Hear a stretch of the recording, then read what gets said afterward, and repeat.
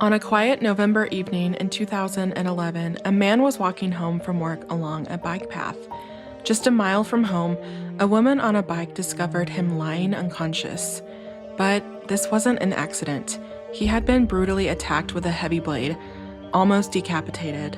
No defensive wounds, no motive, and no suspect in sight. All these years later, his case is still unsolved.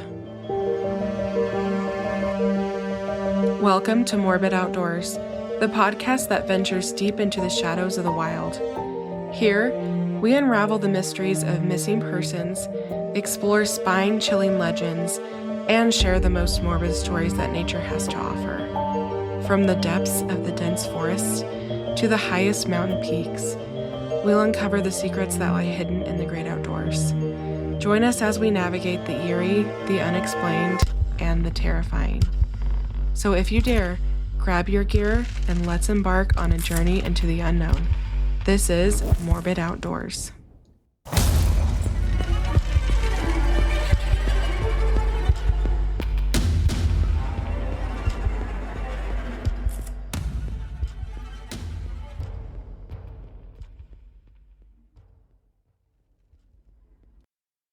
Hello, everyone. Happy Wednesday. My name is Elise, and I'm your host. Thank you so much for listening today. Just a reminder that the personal stuff, personal hikes, travels, whatever, that'll be at the end of episodes from now on. So today's case takes place in Oregon, Ashland specifically.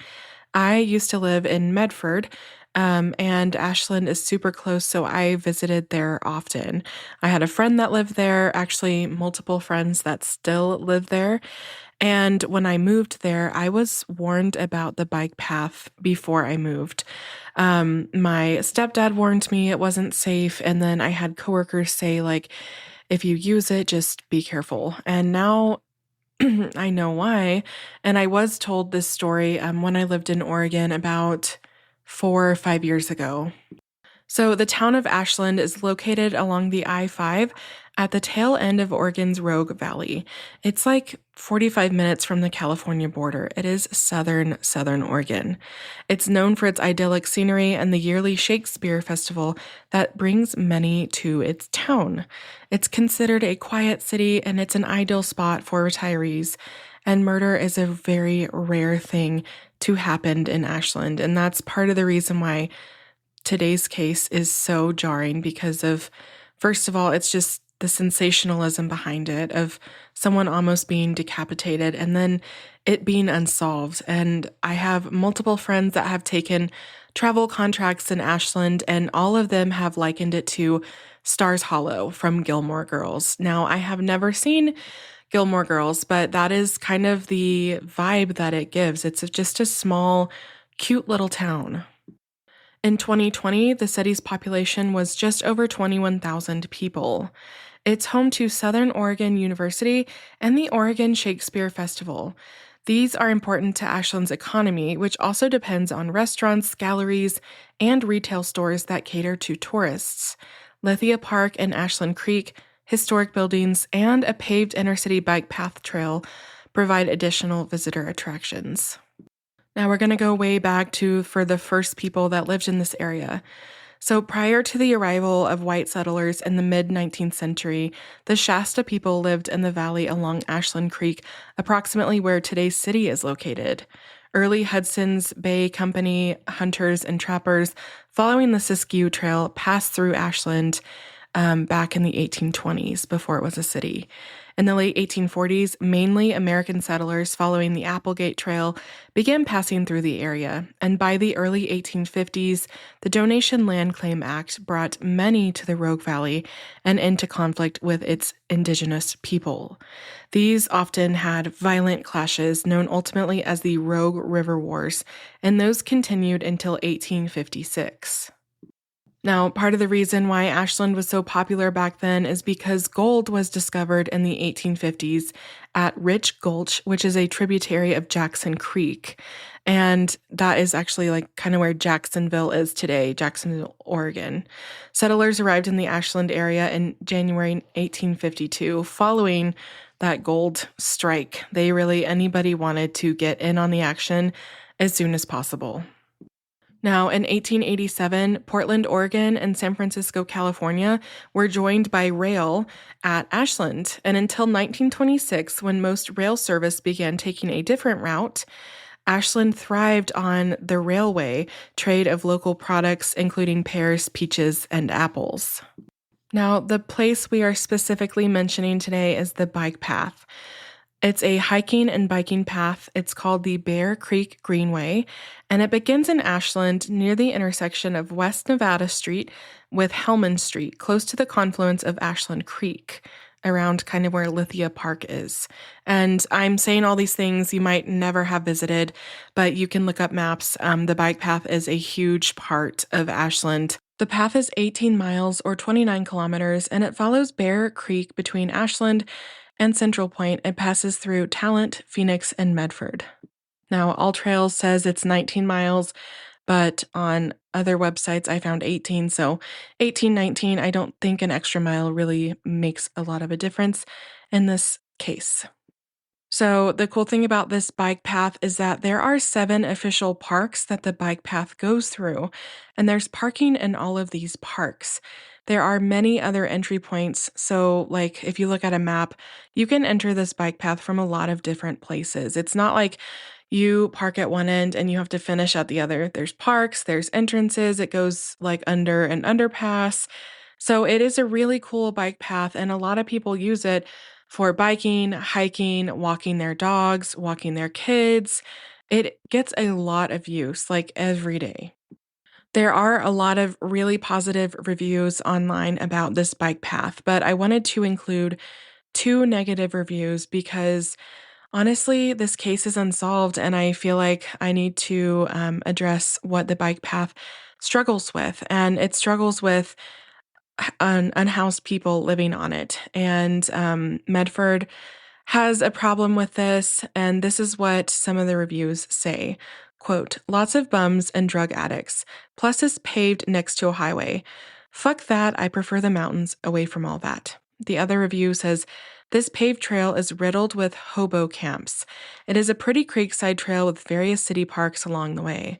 Anywhere near Medford is not safe to travel alone on due to hobos and dopers along the route and under the bridges. Now, that's not me saying that. I'm just reading negative reviews. And frankly, the bike path has more positive reviews than negative, which is true for most places that we discuss on Morbid Outdoors. But I mean, I've been on the bike path before, and it can be a little unnerving when there are people that are struggling with their mental health and they don't know you and you don't know them. And it's not just a problem here, right? We see that a lot in America. It is a huge problem that's not really being addressed how it should be. So I just wanted to include those, not because I want to be like, the bike path sucks. Like, it's a great bike path. It's a great walking trail, but this case is unsolved, and it could have been anyone, and it could have been someone like that. So we just don't know. All right, we're going to dive into our case. Now, we're going to be talking about 23-year-old David Grubbs. And in 2011, he worked as a clerk at the Shopping Cart in Ashland. Now, my friend Carly, her favorite place to shop when she lived in Ashland was Shopping Cart. It's a locally owned grocery store, and per their website, they have over 1,500 fresh produce with lots from local vendors. Imagine like a local Whole Foods or Harmon's if you're from Utah. It's a cute grocery with lots of local and organic produce. And a lot of people in Ashland shop there because Ashland is small, and that's one of the only grocery stores in the area. David was born November 23rd, 1987, and was a lifelong resident of Ashland. He was born in Ashland, and he died in Ashland. Friends described him as a diamond in the rough with the ability to turn a bad day into a good one. Everyone considered him a very special person, and all of his friends considered him family. Now, I read a lot about David online. I didn't know him personally, but some of the people I know knew of him. He was said to be very kind, and he always wanted to make sure the people around him were happy and felt uplifted. One of his friends referred to him as the King of Halloween because he was dedicated to going above and beyond every October and Halloween. He was an avid gamer and a fan of the Red Hot Chili Peppers. So, like I said, the city of Ashland is not big and it's pretty walkable.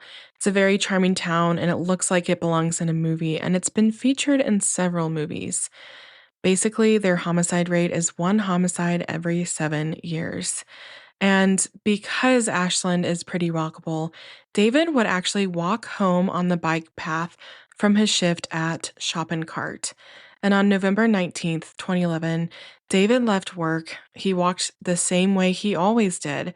It was a little rainy because it was fall, and it was already completely dark by the early evening.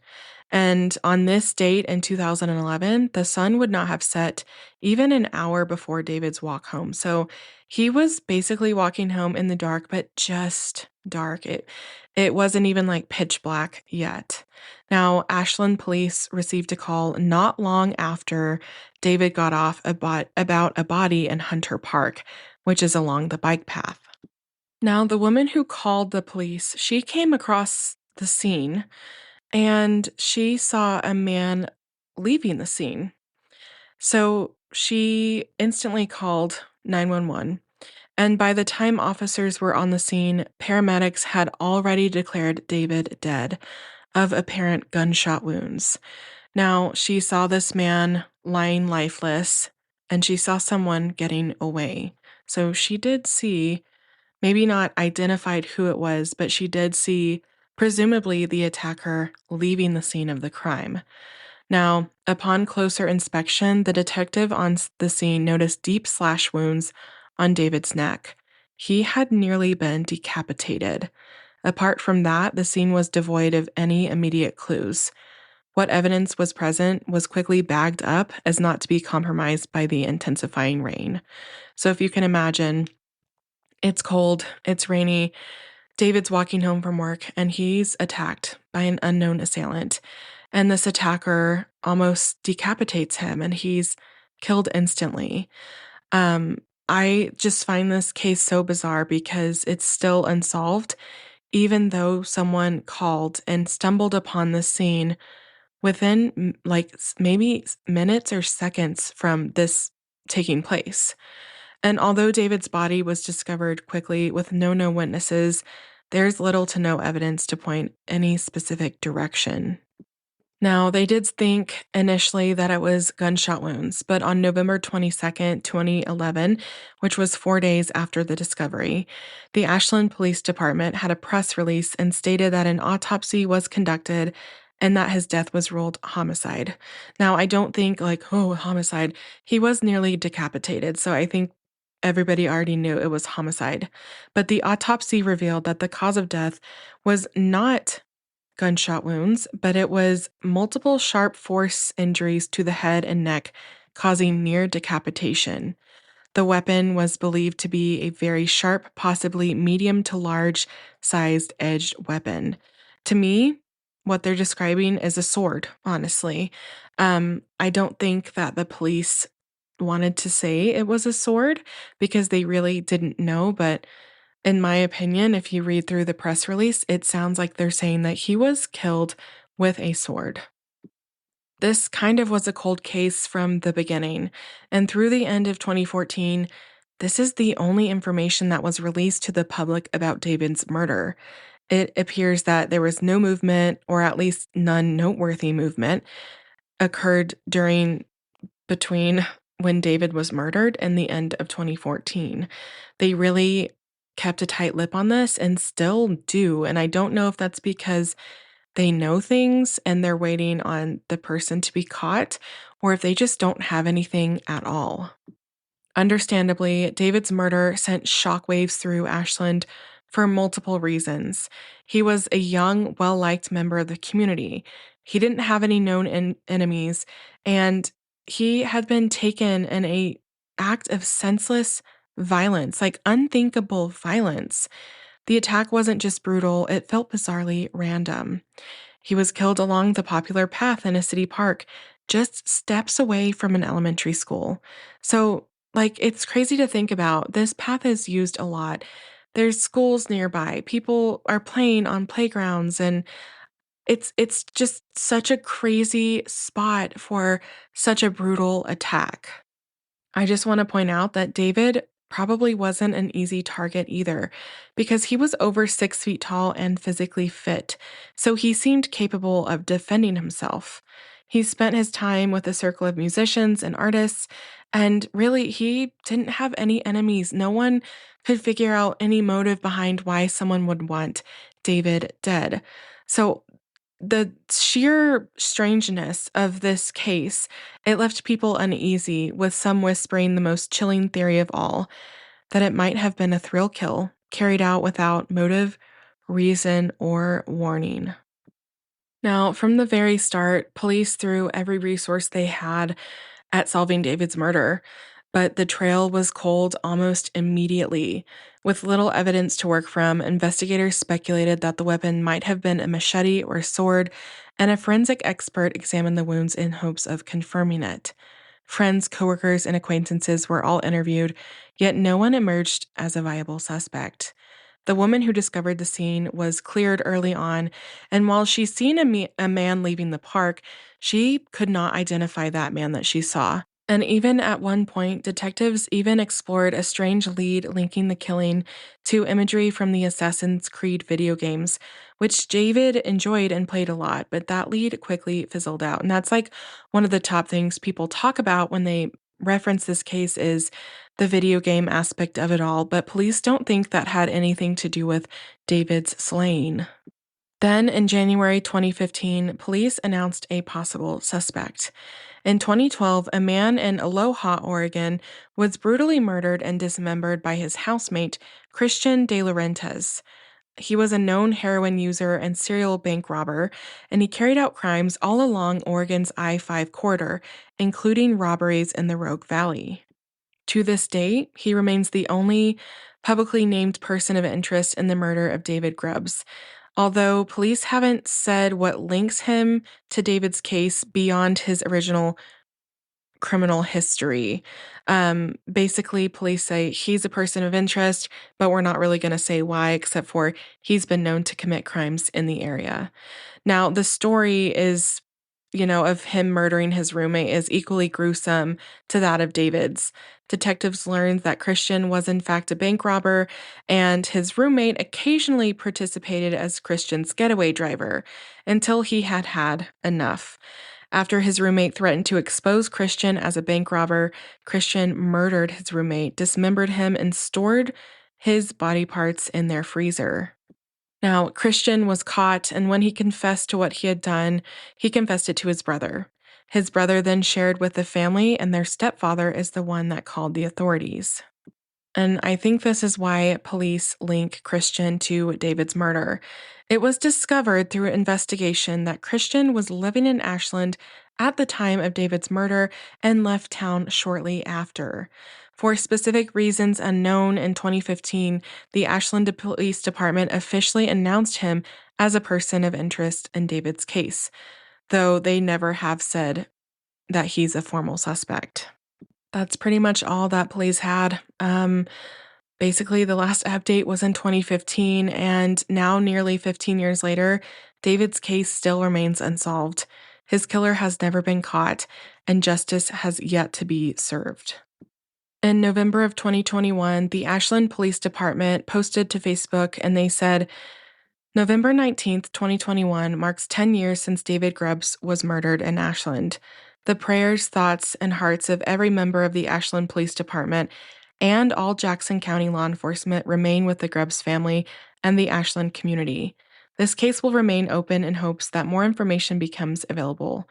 As always, anyone with information is encouraged to contact the Ashland Police Department.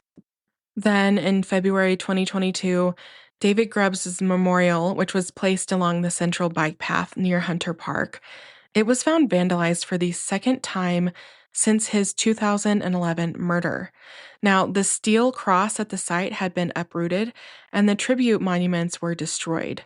His close friend, Garrison Mao, he discovered the damage and reported it to the police, who cataloged the broken cross as evidence.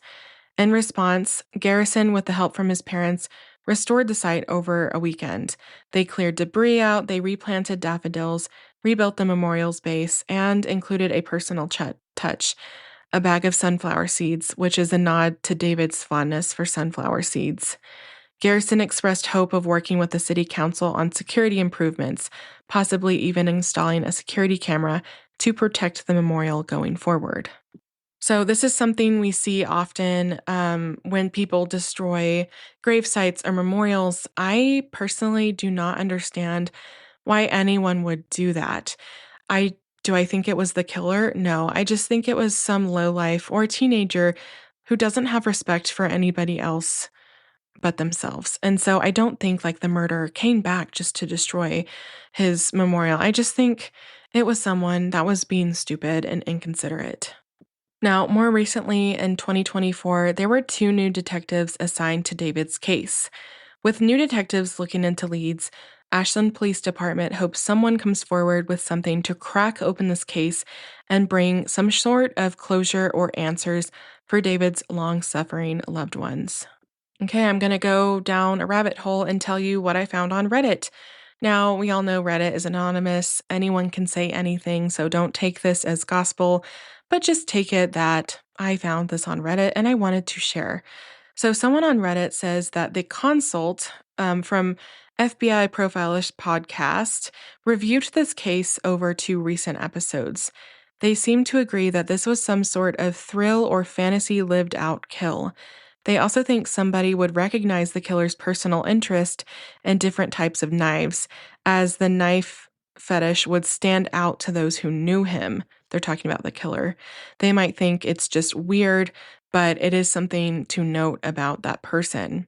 Members of the consult put forward the perpetrator may have very little power or dominance in his real life. To offset this, the killer spends a great deal of time enmeshed in fantasy. In his fictional life, he has complete control due to his exceptional abilities. He's focused on the perfect weapon to brandish. He may attend trade shows revolving around this weapon and be quite educated with respect to all aspects of the weapon. Now, that is a podcast I've never heard of before. It's called the Consult Podcast, and it's run by some former FBI profilers. I do think their profile is very interesting and worth noting, so that's why I wanted to include it in today's episode. Because honestly, not many of us have knives or swords that could do that kind of damage to someone. That's not a typical thing that you would find in somebody's house. So let's recap and talk about theories. Investigators believe that David's death was the result of a random attack with no personal connection to him beyond tragic coincidence. The weapon was likely a machete or similar large blade, and evidence suggests he was struck from behind in a sudden, overwhelming assault, leaving little chance for him to defend himself. Notably, the FBI became involved in 2012, which is unusual for a single homicide unless there's something particularly distinctive or unusual about the case.